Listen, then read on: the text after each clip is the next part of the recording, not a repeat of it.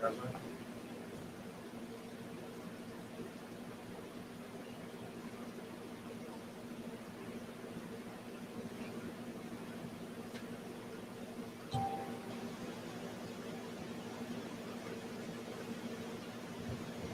الله الرحمن الرحيم الحمد لله والصلاة والسلام على أشرف الأنبياء والمرسلين نبينا محمد وعلى آله وصحبه أجمعين اللهم انفعنا بما علمتنا وعلمنا ما ينفعنا اللهم زدنا علما إنك أنت عليم حكيم اللهم اجعل هذه المحاضرة حجة لنا لا حجة علينا يا رب العالمين أما بعد.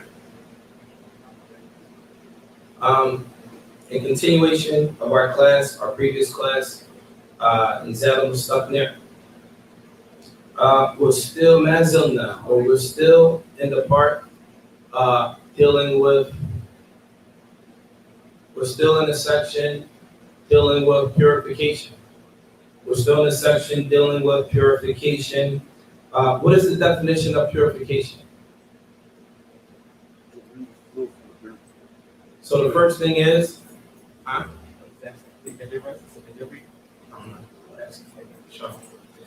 what's the definition of purification? So it's three parts, right? We have three definitions of purification.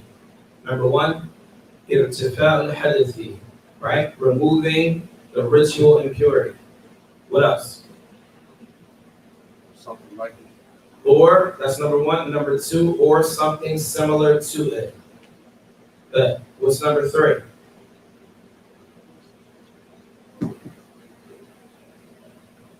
What's number three? Actual physical impurities, right?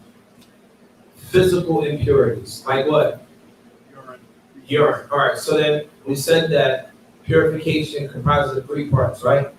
So I'm in three parts to give an example of each one.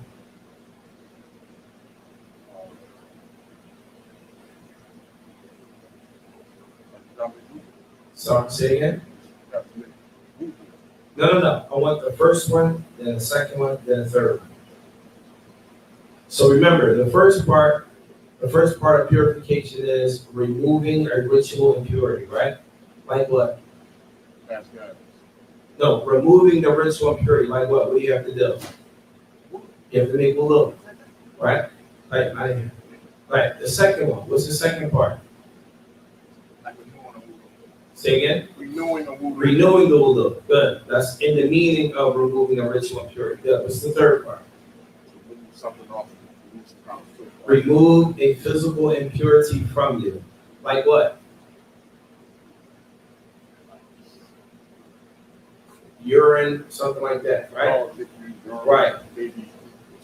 All right. So tonight, inshallah, I need everyone's brains to be with us, right? I need you guys, if you have the book, to turn to page 49. But before we open the book, we're going to talk about what we're going to cover before we actually read it, just to make sure everyone has an understanding of it.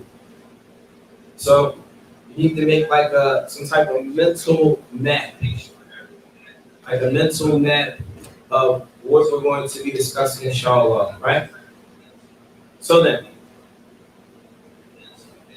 if najasa, or today we're going to talk about water, right? Different types of purifying water, and then we're going to mention if something impure falls into purifying water, right? So you have two types. You have ma'ul kathir and ma'ul qalil.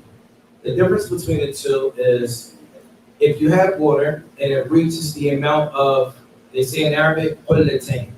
Qullatayn, some of the scholars of Islam differ on the interpretation of al-qullatayn.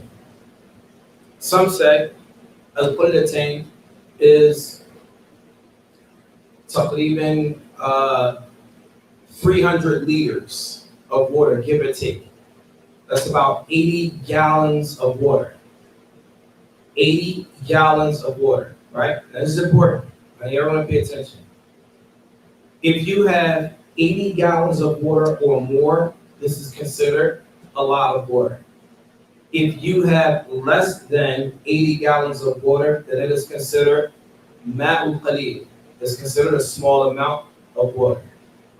So what's considered a large amount? 80 gallons of water. What's considered a small amount? Anything less than 80 gallons, right? All right. So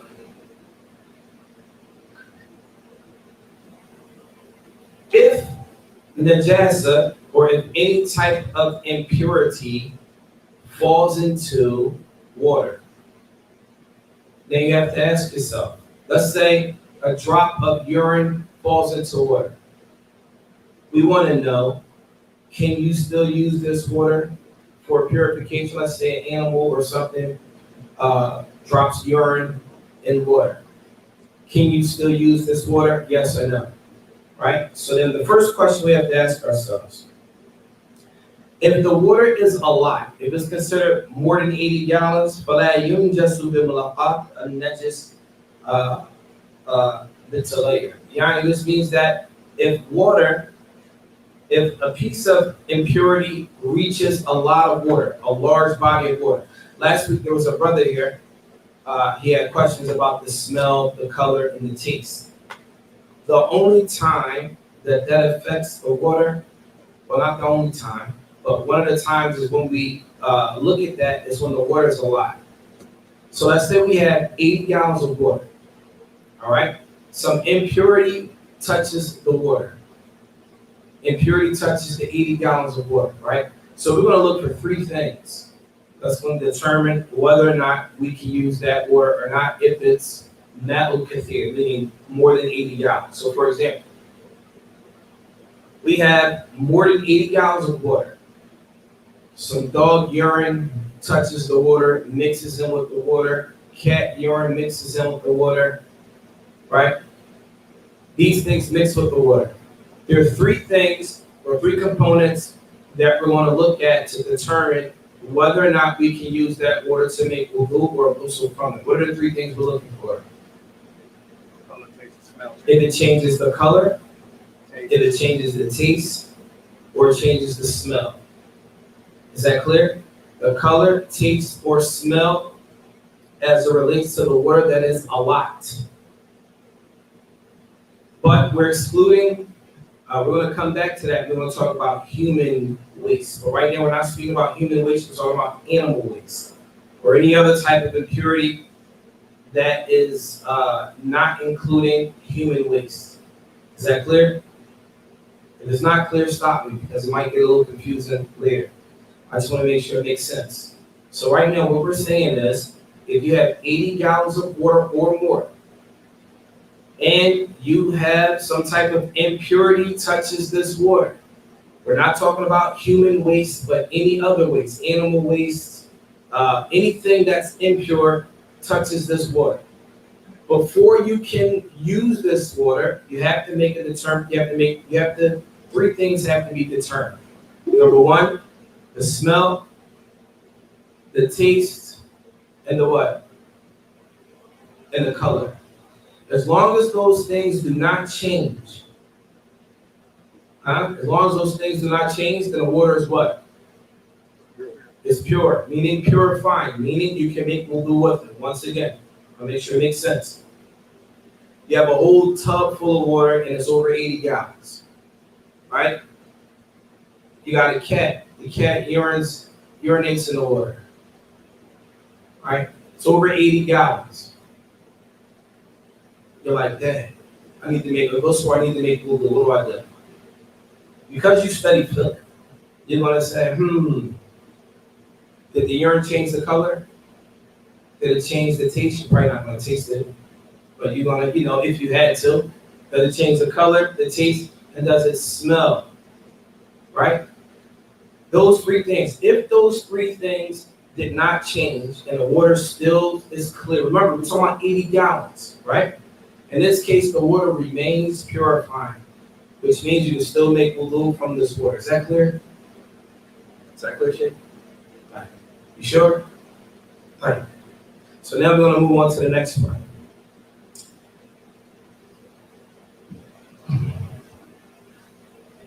I'm gonna say this again. If the water is over 80 gallons, because I need you guys to really pay attention to this part. Shake, you with us? All right.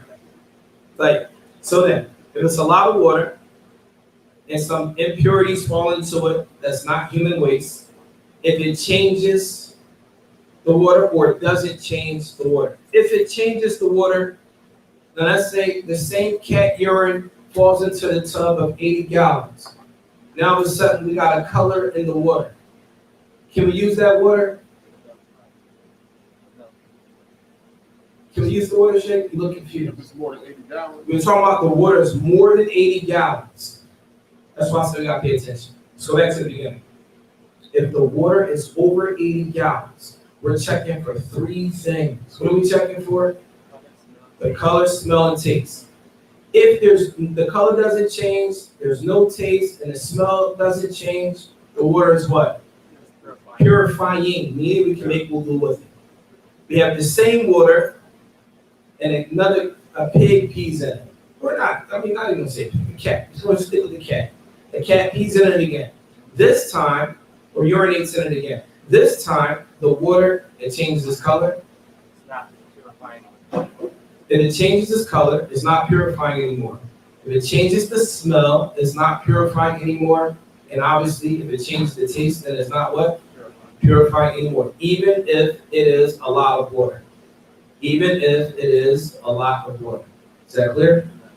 So then, let me rehash that again. Because I said a pig, so I'm gonna use a pig too.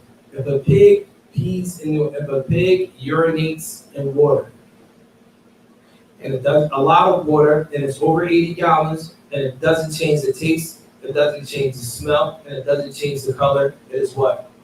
Purifying water. Well, is that clear? Oh yeah. Same thing. If the pig urinates in the water and it changes the color or the taste or the smell, it doesn't have to be all, it can be one of the three. Right? If it changes the color, the taste, or the smell, this water now is what? It's no longer purifying. Is that clear? This means that, yes. Huh? More than 80 gallons, I'm just trying to, that's a lot of water. So an equivalent, let's say a tub. Let's say you have your bathtub, if you have a big size bathtub and it's filled with water to the top. Some cat urine falls in it. Let's use that as a visual, right? Some cat urine falls in it, or drops in it, or whatever. Then what are you gonna do? You're gonna look for those three things. Does it change the color, taste, or smell? We're not talking about human waste. We're talking about anything outside of human waste. Is that clear? Understood? Right. Yes. What I'm looking at is like more than 80 gallons, right? Say the water like spread out like it was rum, a lot of water. Okay. And I just see it in one place for that water. Say if it's like here, but down there it's not in it. Does that pertain to? You missed what I'm saying. Not the steps you said. No, the ruling is the same. Okay, gotcha. If it changes the smell, the color, or the taste. Gotcha. I'll give you an example. Let's think about the ocean, or the sea, or a river, or something like that. If a cat urinates in a river, is it going to change the color, or the ocean, is it going to change the color? No. Is it going to change the taste? No. Is it going to change the smell? No. It's almost as if nothing happened. Yes. Except for human waste, because we're going to come back to that. That takes a specific ruling as it relates to human waste. This is why I said we want to separate from human waste. So the next part. Right now we're just speaking about a lot of water, which is qullatayn, right?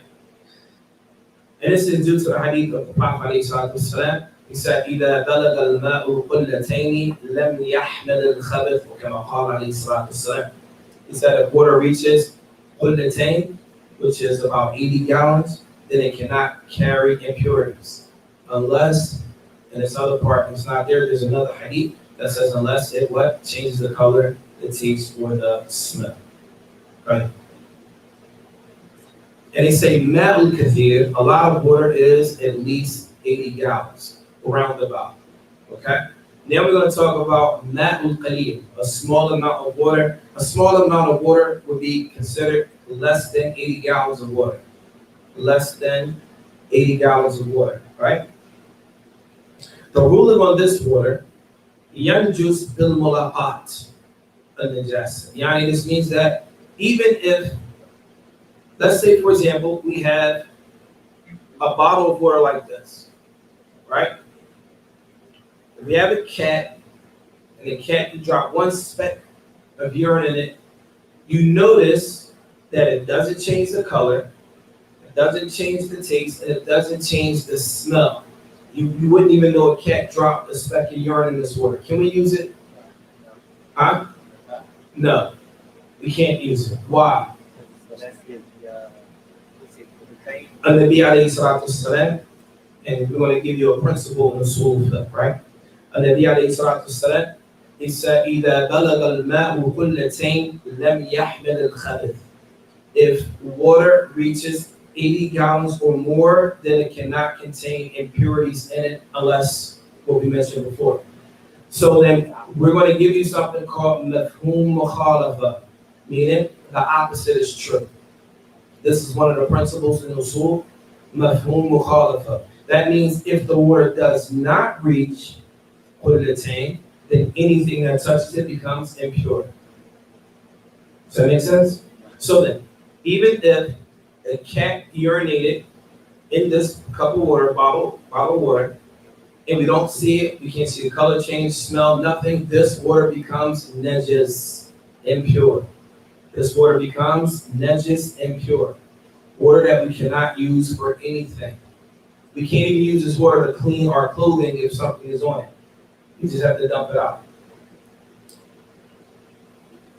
So then if it didn't change, so what if it does change? That means what? Min bab aula, as they say in Arabic, min bab aula. If it didn't change and it's impure, what about if it does change? It's the same rule.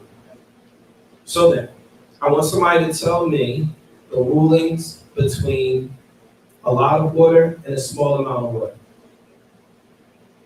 Not everybody at once.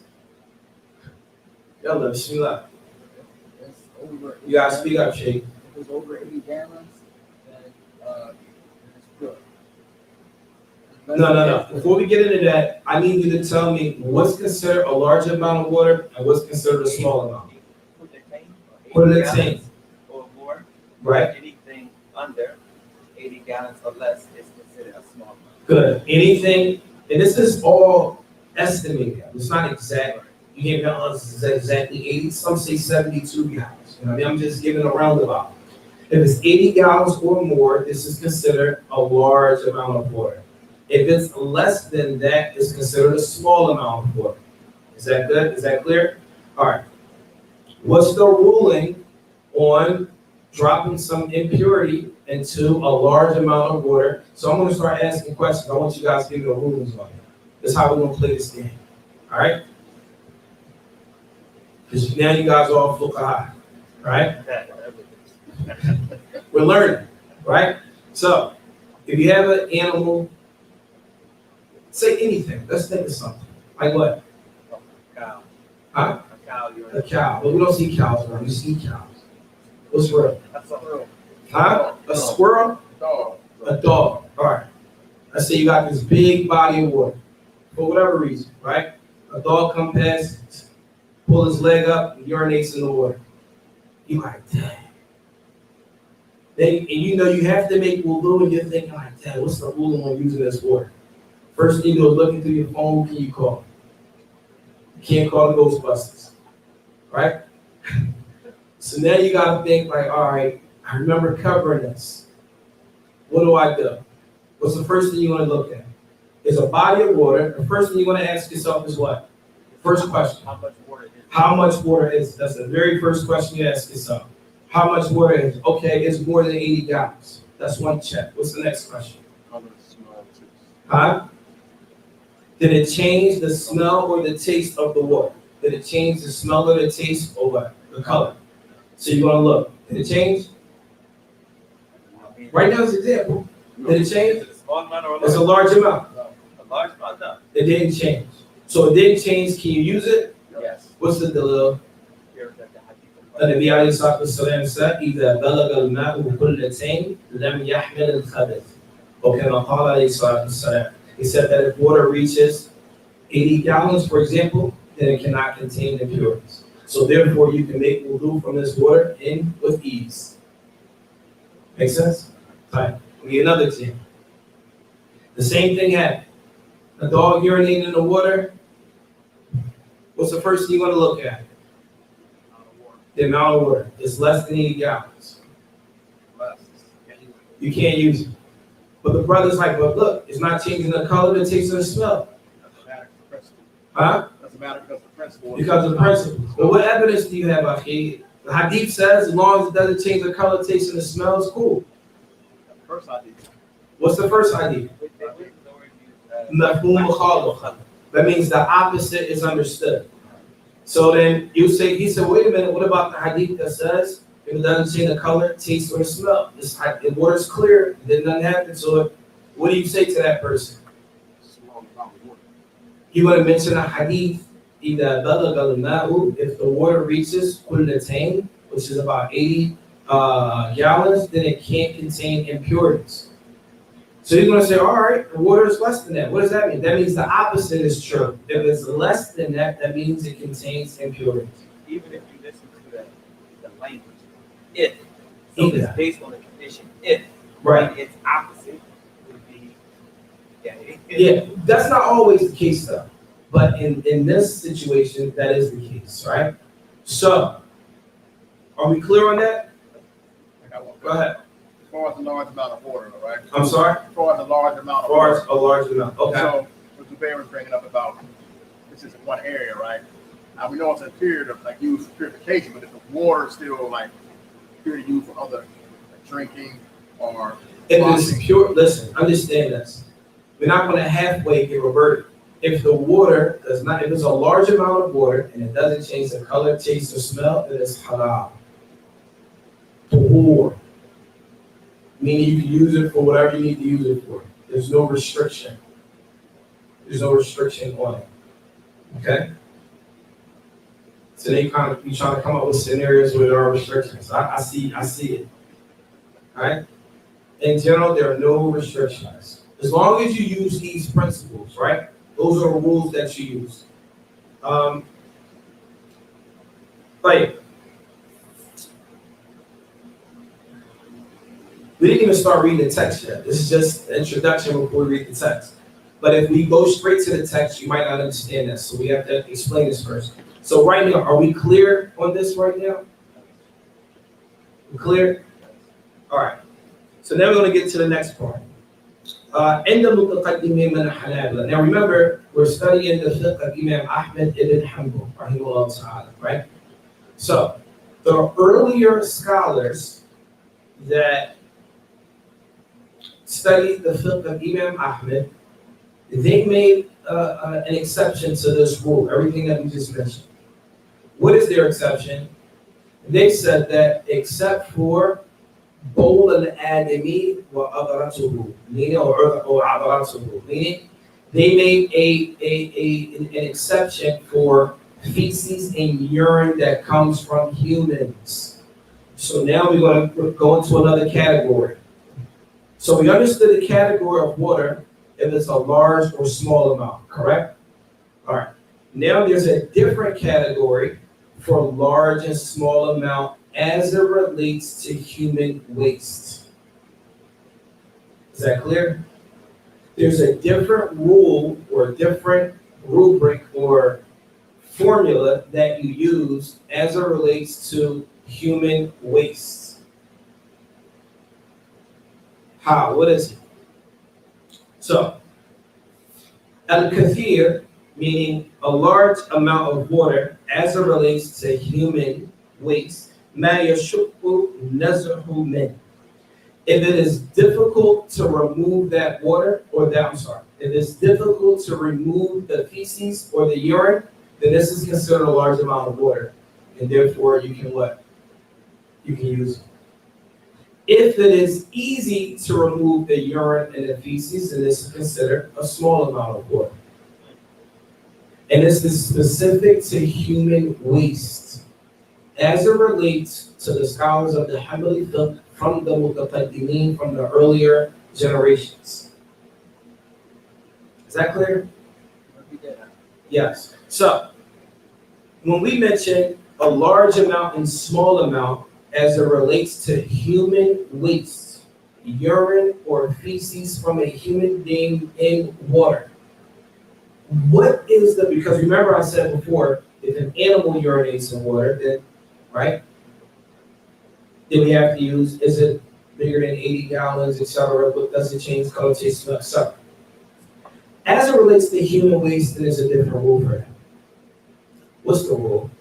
The rule is if it's difficult to remove the water, if it's difficult to remove the feces and urine from the water, then it is considered a large amount of water.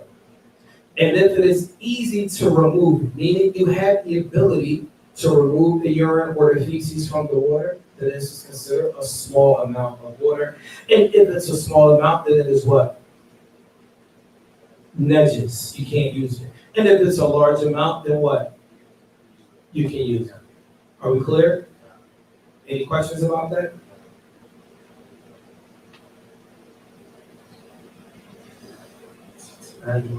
Right. Somebody might say, what's the delil for that? Huh? There's a hadith of the Prophet ﷺ where he says, لا يبولن أحدكم في الماء الدائم وهو جنب. وكما قال عليه الصلاة والسلام. He said, it is not permissible to urinate in standing water to the end of it. Now, the scholars of Islam, when they looked at the hadith, they determined that this hadith is related to this particular issue as it relates to being difficult to remove. If the water is standing still, that means you probably can remove it, therefore the water is what? Impure.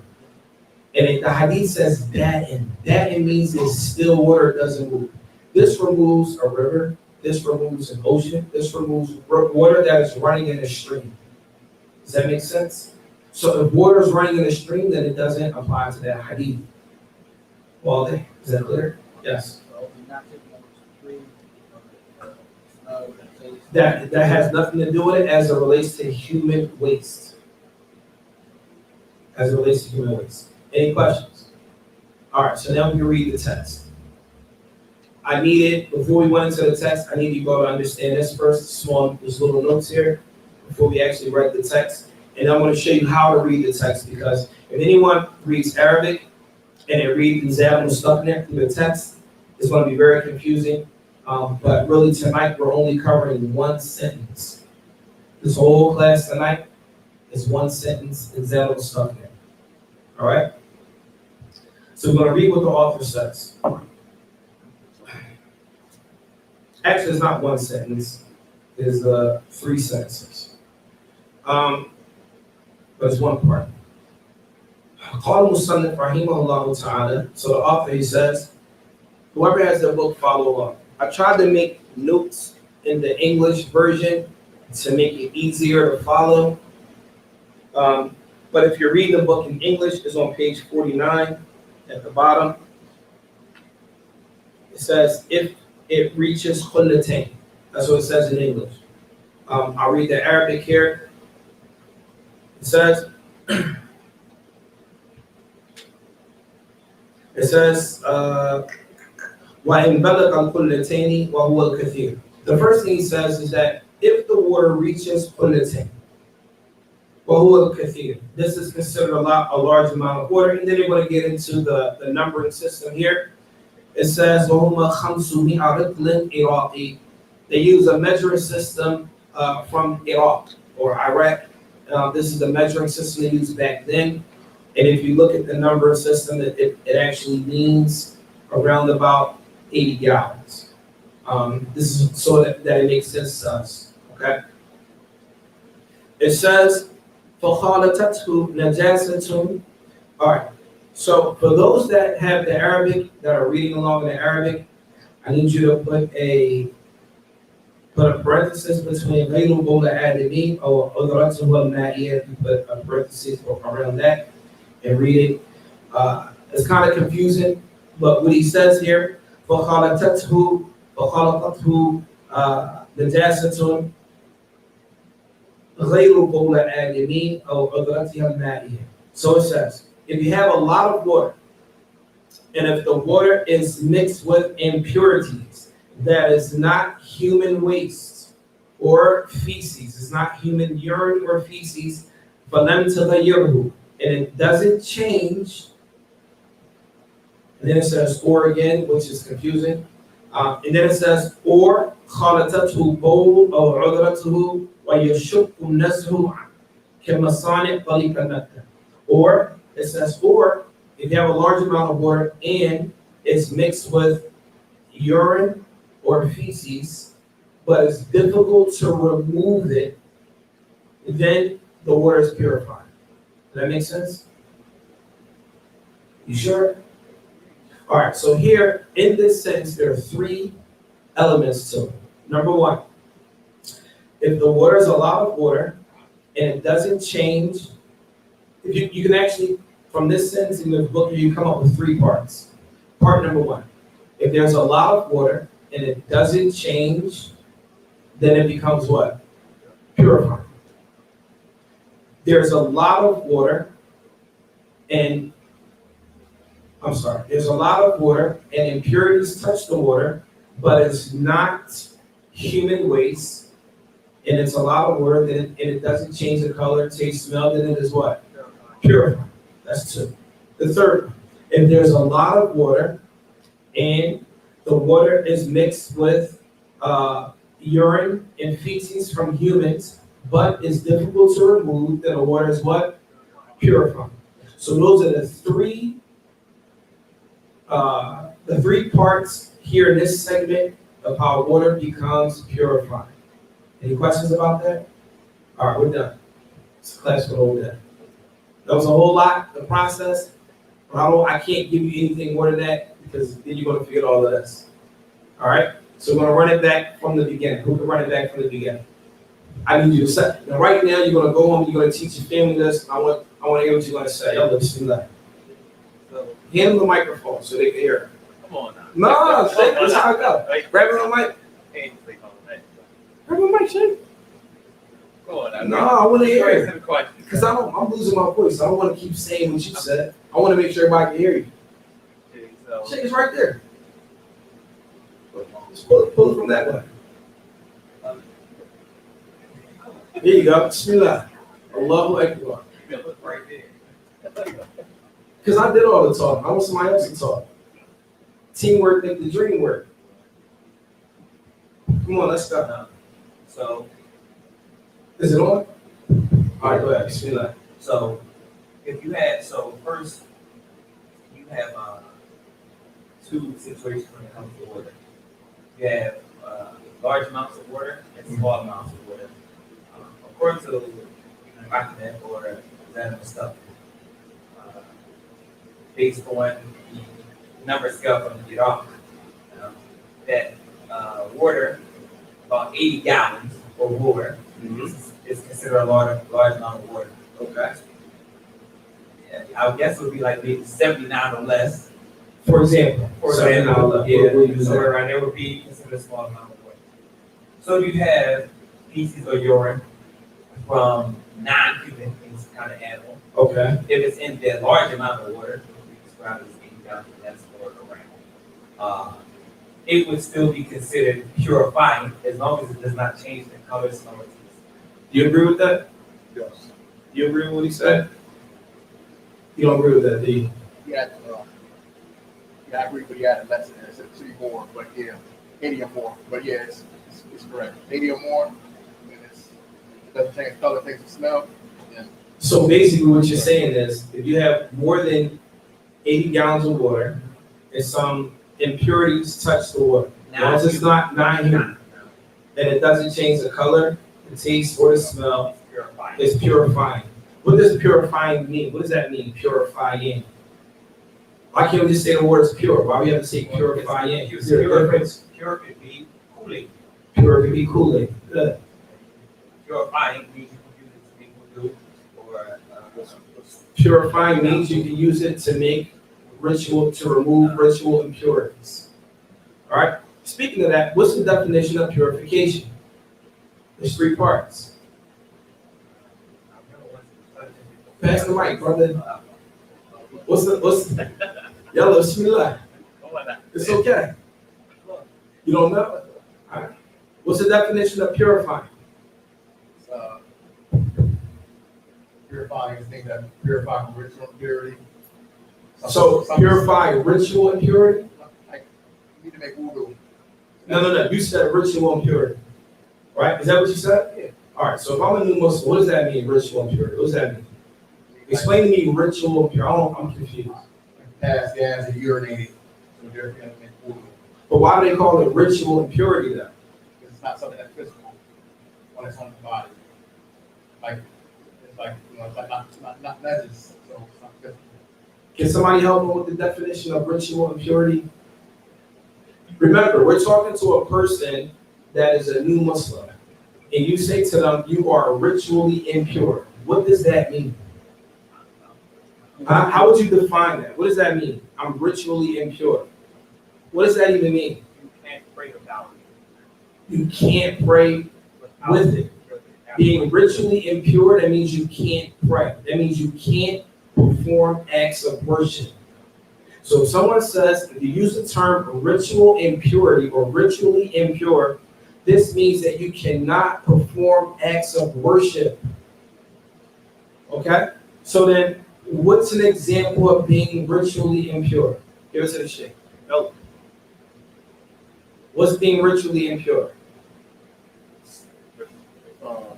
I pass gas. If he breaks wind, if he urinates, etc. These are examples of ritual impurities. This means if you pass gas or break wind, you cannot pray until you what?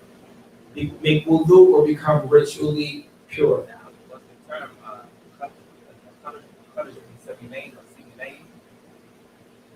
One of the Either kharaja min as-sabilayn, yes. You did this like 4 or 5 years. I know, it's like 5 years ago, but we're going to cover it again, so I'll be doing it now. I just remember out there, I remember the whole. Either kharaja min as-sabilayn. We're going to talk about that, not right now. So the thing is, if we do these things, so the first part is ritual impurity. So we're talking about the definition of purification. Number one is what? Irtifa'ul hadith. So purification in Islam has 3 parts of its definition. Purification in Islam has 3 parts of the definition.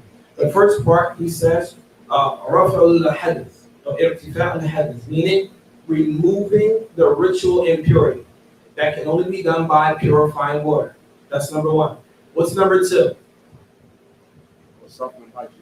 Or removing something similar to ritual impurity. Like what? What does that mean? Remember, we don't know anything about this. I'm a new shahada. I don't know. I've been Muslim all my life, but I've never heard this before. I need you to explain it to me. Go ahead, Sheikh. Explain it to me. What is that? Would it be something like blood? No. We're talking about purifying, right? Purification has 3 definite. Pass the mic.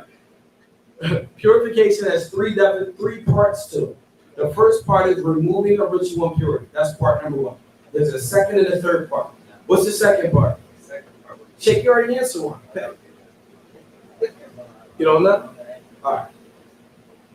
For example, I'll give an example. Like, if I already have wudu, Right. just put wudu on top of the wudu. Right? Good. So, okay. So the first part of the definition of purification is irtifa'ul hadith, removing the ritual impurity. That's number 1. Part number 2 is wa ma fi ma'nahu, or that which is in the meaning of removing the ritual impurity. Like what? Let's say you already have wudu, right? You say, you know what? It's time for the salah. I want to make wudu again, even though I already had it. Are you removing a ritual impurity? No. But you're doing something that is similar to. So then that's the second part, similar to. Another example would be what? And we're going to cover this when we go over making wudu. When you make wudu, you wash your hands how many times? That's at least once in the water. Most people wash their hands how many times? 3. When you put tamaddu with sunshaka, how many times? 3. When you wash your face, how many times? 3. How many times are you required to do it? One. Once. So what that means is, if you're making wudu and you wash your face one time, that's removing a ritual impurity.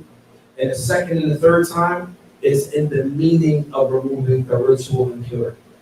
Does that make sense? And we're going to cover that again in more detail when we get to how to make wudu. So then we have the first part is irtifa'u al-hadath, removing a ritual impurity. The second part is وَمَا فِي مَعْنَاهُ, that which is in the meaning of removing the ritual impurity. And the third thing is what? To remove something impure off of something. So Zawal al-Khabath, removing actual impurities that you can see. Such as, can you see if someone breaks one? No. If a person urinates, can you see that they urinated once they're done? No. Right? But if some urine got on your clothing, can you see that? Yes. That is khabath. That is removing that. So you must use purifying water to remove that. Let's say the place you want to pray in, there's feces there. You have to use purifying water to clean the area, right? So these are the examples that we use for removing impurities that are to the eye that you can see. So then, purification has three meanings. The first meaning is irtifa'u al-hadath, removing the ritual impurity. Ritual impurities are intangible, meaning we can't see them, we can't touch them, we can't feel them, right? Or that which is in the meaning of removing the ritual impurity. Or lastly, removing the tangible impurity that we can see. Are we clear about that? All right. Any questions? Any questions? Sure? Sure, you good? Huh? You have any questions? I want to ask you questions, but you came late, so I won't put you on the spot. I don't want to hear you stutter again. You good? You sure? All right, so we're going to stop with that. Now, inshallah, next week, we're going to finish up the last part, or not next week, Thursday. We're going to finish up the last part of purifying water, and then we're going to go on to pure water. So everything we discussed thus far is only purifying. And understand something else. The chapter of fiqh that has to do with purification, meaning water, that's the hardest part. So if you all can meet me through this, then the rest is inshallah downhill. All right, we're going to cover how to make wudu, how to make a ghusl, the menstruation cycle. We're going to cover all of that inshallah, and it's a lot easier than this. Yes.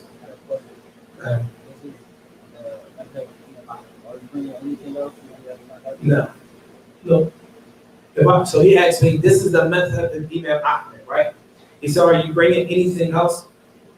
I could bring something else. But if I brought other things outside of the method, you will leave here and not know how to make wudu or pray. What do you mean? It's so much information that I'll give you a whole issue with the evidence to support it. You're comfortable with that. Then I'll give you the same issue, but it's the opposite, but evidence to support that. Now you got conflict. Then I'll give you a third position and a fourth position, and they're all different about the same thing or all different pieces of evidence. You're going to go home and put your hands up and say, I'm done. I'm done. There was a brother, I remember when we went to university, there was a brother who studied in Jamiat Islamiyya. We studied at Qura in Mecca, and there was a brother who studied in Jamiat Islamiyya in Medina. And he went to Kuliyyah Sharia. And he told me that he studied, they studied Bidayat al-Mujtahid. I don't know if they still do it now, but 10 years ago, they still study now, Bidayat al-Mujtahid? What do they study now? A roll? Oh, mashallah. See? So, in Jamiat Islamiyya now, in the College of Sharia, now they're studying Zaad Al-Mustaq'ni. Right? And the explanation of that is Roll the Water There. This is the book that we study. They're doing that now. But when we were in the university, we would talk to the other students that were in Medina. We like to compare information. You know, we used to do our little battles. What do you know about this? Right? So they would study a book called Bidayat al-Mujtahid. Who wrote Bidayat al-Mujtahid? Astaghfirullah, it's a Maliki scholar. Ibn Rushd. So Ibn Rushd is a Maliki scholar, and he wrote Bidayat al-Mujtahid. If you listen to the title of the book, it's the beginning of the one to give fatwa. You're talking about brothers who finished the Arabic program from the West, and you're reading a book preparing you to be a mujtahid from day one, and you can't even read through the book properly, right? The brother said by the time they finished the first semester, he didn't know how to make wudu because he had so much information. Bidayat al-Mujtahid is a book that's fiqh al-Muqarrib. Bidayat al-Mujtahid is a book that is considered fiqh al-Muqarrib. Fiqh al-Muqarrib is that they study fiqh from Imam Ahmed, Imam Malik, Imam Shafi, Imam Abi Hanifa. Now you see all of this information we got just from studying Imam Ahmed. Like, what about Imam Shafi? What about Imam Malik? What about Imam Abi Hanifa? And those are just the four methods that are known. What about, so essentially what's going on is you can really be lost. So because of that, many of the scholars of Islam say stick to one method. Stick to one method, learn that method. Once you learn that, then branch out because you have a foundation. As it relates to us being from the West, most of us accepted Islam, we don't have a foundation. We don't have a foundation to begin with. So it's better for us. Let's say, for example, if you started with a school of Imam Malik, and his fiqh coming up, Imam Shafi, Imam Abi Hanifa, Imam, it doesn't matter. As long as you have something that you can worship Allah with and be clear about, that's what you need. Does that make sense? Right.